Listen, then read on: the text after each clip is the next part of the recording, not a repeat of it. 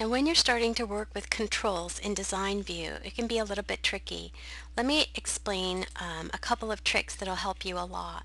I'm going to slide this edge of the form over more. You never want to go much past 6.5 or 7 on a form. Even though forms don't really usually get printed, it's still a good idea to keep it in a manageable width. Now, these are your control tools here. I'm on the Design tab, and what you can see is I've got a Select tool, that's just the arrow. Then I've got a text box tool, that's the AB, and then I have a label, that's the AA, and then I have a button control, and all of those are controls that you're going to want to learn to use pretty quickly. When you choose a label, it just sits there saying something. So the AA is a label, and if I click up here, I could type prepared by, and then my name. I want it to just sit there. Notice that when I click away from it and click back on it, I can now go to the Format tab, and I can increase the font size. If I take the font up really huge, can you see that my text won't display because the label's not sized right? Here's a great trick. If you put your pointer right over the middle control on the right hand side and double click, it'll auto fit that control box to fit the label. Now let's look at the text box.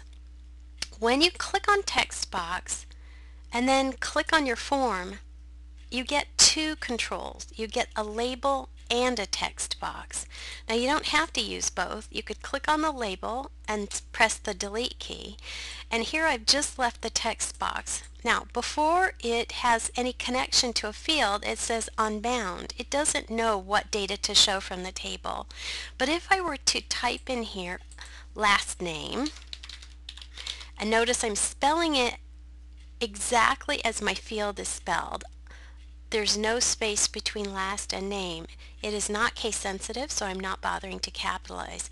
Well, I'm going to click away from that. Now if I go look at the form in Form View, can you see that here's last name and here's last name too? And the way that this text box knows to show the last name is simply because I typed that in there, and I have a field name called last name.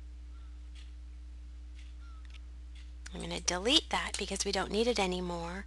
But here's a label that'll sit there, and here are text boxes, and here are the labels that accompany them. So labels sit next to text boxes to identify what's happening in there.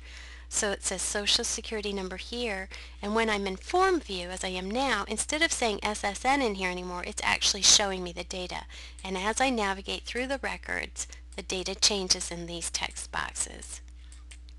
This is the form header, this is the details section, and I have a little bit of a form footer. Let's see if I can scroll to it. Well, I guess I didn't pull it down far enough. It's down here and just looking very short and white.